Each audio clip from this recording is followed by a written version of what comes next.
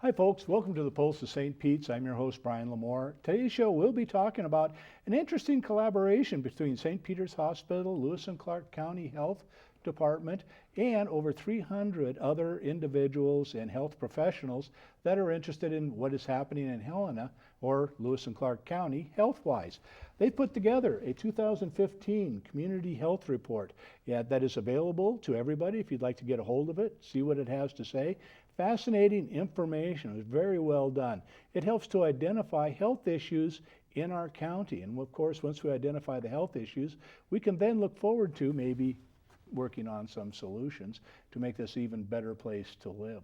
Of course, we have some wonderful guests here on the Pulse of St. Pete's. On my left, we have Katy Peterson. You're the Director of Public Relations and Marketing at St. Peter's Hospital. Welcome to the show. Thank you. Great. And Gayle Shirley, you're a Communications and Systems Improvement Manager, Lewis and Clark Public Health. And I know you wear many hats there too from our other meetings that we've been working together with. Now, Katy, let's start with you. You know, we're talking about the Community Health Report, and it's been put together with the help of quite a few different organizations. Tell us more about it. Absolutely. This has been a joint effort through and through that we've been pleased to collaborate with Lewis and Clark Public Health on. Gayle, Shirley, Melanie Reynolds, the folks at Public Health have really taken the lead with this process, and we share the same mission to improve the health of this community, and so it only made sense for us to partner up to both identify what the needs were of this community as well as identify some of the resources to help address them and put forth a process that we can prioritize and put a plan together to make those needs in the community better for all of Helena and the county.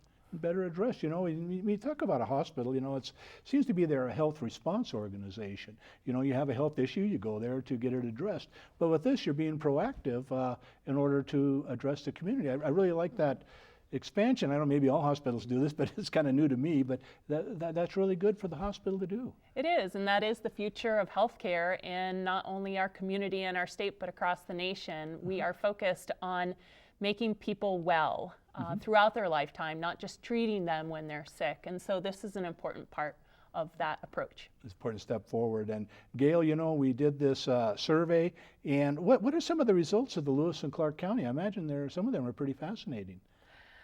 Well, yeah, the report is sort of twofold. Part of it is a data collection and presentation. We look at the data that's out there on our health, on all aspects of our health, everything from how much do we smoke to you know, how many women are getting prenatal care when they're pregnant, all kinds of different pieces of data that we've collected, because we want to be sure that any steps that we take to try to improve health are based on science and scientific evidence that those are the directions we should go. So there's a great deal of data on Lewis and Clark County specifically, also trend data on how we compare to past years. Are we moving in the right direction? Are we getting better? Or are we getting worse? Also comparisons to the state and the nation, so we can see where we stand compared to other people in our country. The other part of the report is a couple of surveys, actually, of both community members and then what we've called key stakeholders.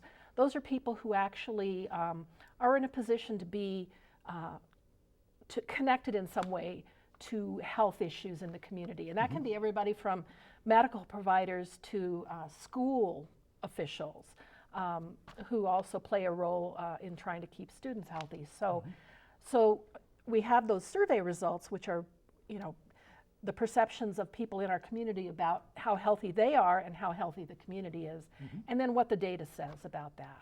Well, yeah, well, we have this wonderful poster here that identifies the top 5 top priorities from stakeholder survey. Could you kind of go over that for us and tell us what it means?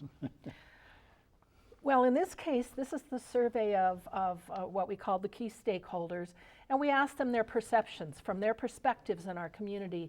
What do they see as the top health problems that we need to address? And they've prioritized them here, and as you can see, mental health is number 1, substance abuse, nutrition and weight, physical activity. those are the issues they feel are the ones needing our attention the most in the community. And interestingly, if you look back to the report we did 3 years ago that was similar to this one, it's almost those same priorities that show up in that report as well. So we're still looking at some of the same problems now as we were 3 years ago. And that isn't too surprising if you consider how difficult some of these problems are to address. They may take decades to really start seeing some improvement. But this gives us a roadmap of maybe where to focus our energy and our resources so that we can make a difference where it really will help the most. So the most bang for the buck. Exactly. Must be for education and how to bring people forward. But I guess it also indicates that we need some collaboration. I mean, for mental health issues, let's say the number one, at 70% of the individuals thought it was a major problem. I don't even know where we start to address that. How do we do that? I mean, well, I guess we define the problem. Now we can start looking at how we work together. Right, the data identify the problem, but the next step after this report is to convene a task force of people from across the community who have different perspectives on each of these issues. And then we will start looking at evidence-based solutions or evidence-based strategies for addressing these problems. And there have been a number, part of the public health community's role is to identify these evidence-based strategies. And so we'll look at those as a community and decide, what can we do in our community that can address these. Some of them we may already be doing. There may be others that we'll want to give a try. I think one of the things that is important to note here is perception and reality don't always intersect. I think largely it does in this case. A couple of the other slides detail our suicide rate here in Lewis and Clark County, as well as our substance abuse. And those statistics absolutely support the fact that mental health and substance abuse are and should be top areas of focus for our area. Do you want to speak to this one, Gayle? Well, some of the concerns we see year after year, I think it's no secret that Montana is known for having a very high suicide rate, and Lewis and Clark County, unfortunately, follows that trend. And it's something we need to continue to work at trying to address. And we see it not only among adults, but also among youth. And that's a great concern. And so that is probably something we're going to continue to work on. That's an issue that definitely comes up in the report as being a concern. Some others that we see too, accident rates tend to be high in Lewis and Clark County. And a lot of those are motor vehicle accidents that may be related to the fact that we have a substance abuse issue in this county as well. So you start seeing some connections among some of the issues that we have here. So that's another issue we may want to address. The other one that was of a concern to us was we saw a lot of, and this one was new, this one was not something we saw last time, but we saw a lot of respiratory illness, lung cancer, chronic obstructive pulmonary disease, asthma, a lot of issues around those. And that's something that we may want to explore as a community. We know that smoking is the #1 cause of lung cancer, for example. Our smoking rate is really not out of line with the rest of the nation's, or the rest of Montana's at least. So perhaps there's another factor involved, and one that we've discussed but have no data to show could be an impact, is like the radon we have in our valley. Radon is a naturally occurring substance in the ground in our region, and that is the #2 cause of lung cancer. So perhaps we'll want to explore that issue further. Well, our next poster we have up here is substance abuse, which, I don't know, I guess maybe that's always been an issue since day one. I mean, going back generations. And how big of a problem is it here, and what's its results? Well, we do see substance abuse as a big issue here, and that's about, both with adults and youth. The smoking rate is actually gone down in youth, and we're happy to see that. But what we're now seeing is an increase in the use of for example, e-cigarettes, some of the new nicotine devices. And also a concern is prescription drugs. Those are becoming a big concern nationally. I know St. Pete's has been looking into prescription drugs and that issue. Yeah, and Kate, I think it's a major issue, prescription drugs, and I didn't really realize that. I think it's bigger in our kids than alcohol and tobacco. Is that correct? Yeah, that's what the data has borne out for us, and it was an eye-opener for many of us to see that the number of youth abusing prescription drugs is higher than both binge drinking and cigarette or tobacco use. And so this is a serious issue in our community, and it is going to take, much like all of these other issues that we're talking about, a community effort to effectively address it. To get on it. I was kind of surprised, and it's really, I guess, good to educate the people. It's like, if you didn't know it was a problem, you can't address it. But how are we going to start to address it? I mean, what are some of the, I guess we define the problem, that's the objective, and then what are some of our strategies in order to start addressing or changing some behaviors? I think the first thing is we have to focus, and that's really how we're going to move the needle in a lot of in the areas that we choose to prioritize on. One of the things that public health really excels at is convening our community, and so I think with them at the helm of a health improvement planning process, we can put forth a really solid plan that'll allow us to make some real progress in these areas. And Gayle, maybe you could speak to what that planning process involves and what that approach looks like. Sure.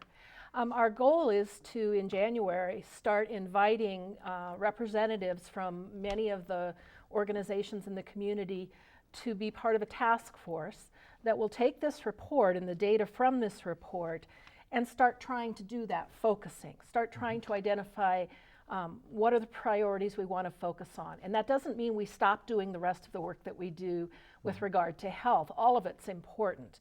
But as everyone knows, we live in a time of limited resources, and we can make a bigger impact on something. It's our belief we can make a bigger impact if we can focus those resources. So that will be the purpose of what we're calling the Community Health Improvement Planning process, which will be the next stage. And that will take probably the first quarter of the next year to accomplish. And the product will be a plan that will not only guide St. Pete's and Lewis and Clark Public Health in what they may want to put their efforts into, but hopefully guide other entities in the community, help them focus their efforts as well. So we make a bigger difference. A coordinated effort. And individuals can get some information. We have an email that goes to the County Health Department. You can get on the list, you can attend the meetings, you can be a stakeholder. How you want to participate, jump in. Do it. And if you happen to be one of those people who gets an invitation, we hope that you'll play a role in this process, because I think the more buy-in we have from the community and the more resolve we all have to try to make a difference, the more success we're likely to have. Well, now this 2015 Community Health Report that you did, it's done every 3 years, so we'll do one in 2018, but 2012, there's got to be some good news between then and now, right? Well, we did see a couple of things that we were very happy to see that we moved the dial on. I don't know that we moved the dial, but one of the positive trends that we saw was the last time we did this report, we were concerned about the data for low birth weight in our county. The rate of those was higher in our county than in the state and in the nation, and that was a concern for us. We started looking at that, and we recognized that smoking during pregnancy is one factor that can affect birth weight. And low birth weight babies sort of start out behind the curve. It sort of hampers their health right from the beginning, and can have lifelong impacts. So we worked on some programs to reduce smoking during pregnancy, and I can't say that that's why, but this time we did see our low birth weight rate go down, and we're really happy to see that. Well, that's great. Now insurance rates are going up too, insured Yes, rates. yes, and partly because of the Affordable Care Act, we're seeing a lot more people in the county who have insurance, and that helps them to have access to health care which is, of course, an important first step to being able to stay healthy. So. Well, I know lots of times when we're talking about the Pulse of St. Pete's is talk to your family physician. Have a physician and discuss truthfully with them all the issues that you have and find out early. And to access that health care is so important. Don't be afraid of it. Talk to your doctor. Right? Exactly. Yeah. So we'd also are talking about, we want to make people think that the right choice is the easy choice. And how does that phraseology work into healthcare? Well, we say that a lot in public health. We want to make the healthy choice the easy choice. That's it, right. So that's why you see the support of public health behind things like removing vending machines from the schools, for example, or replacing the food that you can get in your vending machine. When you can make it easier for someone to make a healthy choice, they're more likely to make that healthy choice. And a lot of the disease we see today is chronic disease, and that is disease that we can affect with our behaviors. We can make choices ourselves that actually will reduce our chances of having chronic disease. So anytime we can impact policy making in a way that helps make that healthy choice the easy choice, then we are making a move in the right direction. Exactly. And Katy, I know St. Pete's has a big education department, and it's always amazing. I worked for the Department of Public Health and Human Services, and I was amazed at the resources and the intelligent people they had there when we did our exercises. And the same is with St. Pete's. I mean, you have a lot of, I'll say, of course, intelligent people, but you make them available through the education program, through, if they have questions in their health field, they have different people to talk to. And it's wonderful that you're working with that, but this community health report is going to be a great resource to St. Pete's, isn't it? Absolutely. That is certainly one of our roles as our community's hospital is to help improve the health of our community, and that is both in prevention as well as in treating them for their conditions when they see us. But education is a big part of that. We have education courses ranging from tobacco cessation all the way to chronic disease self-management, realizing that behaviors and empowering people to make good decisions is part of managing one's health.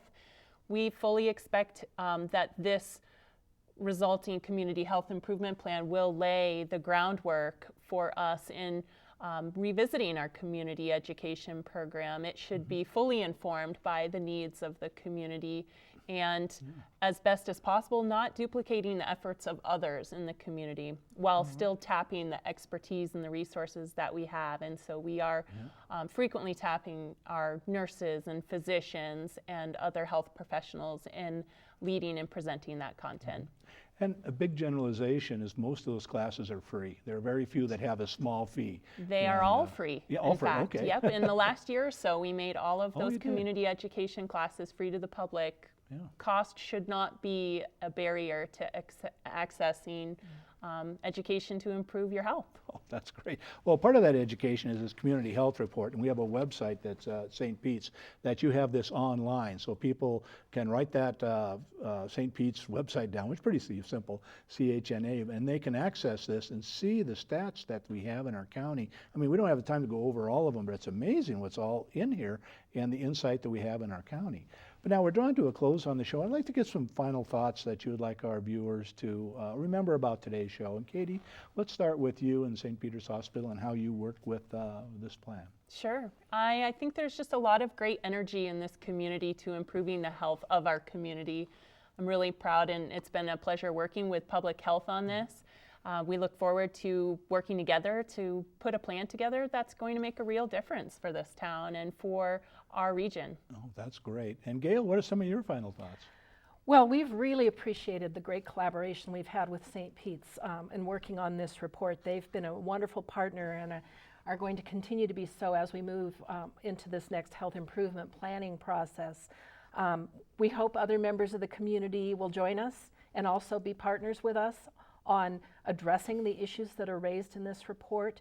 And I'd just like to point out to individuals that, you too can play a role in improving your own health. There are many steps you can take, and if you look at the report, it does address some of the health behaviors that impact your health and that you have your own personal control over. So I would really encourage people to take a look and see what they can do themselves. And with their families and the kids they have an influence over. Well, thank you both for joining us and for putting this plan together. It takes a lot of work to do this, I know. And to get these results are, well, it's the first step in making a difference. And thanks for doing that. Thank you, Brian. Thank you. Great. And for our viewers, again, you know, we've been talking about a health plan that has gone through, they're doing an analysis on the community health, and they put together this report. It was a collaboration of a lot of different organizations. You know, first of all, defining what our health needs are in this county. They're unique in each county. And then how do we address those? Do some simple first steps to make a difference. Can we get rid of everything? Maybe not, but we can certainly try to do it. And that's the first step. And I'd like to thank you for joining us today on the Pulse of St. Pete's.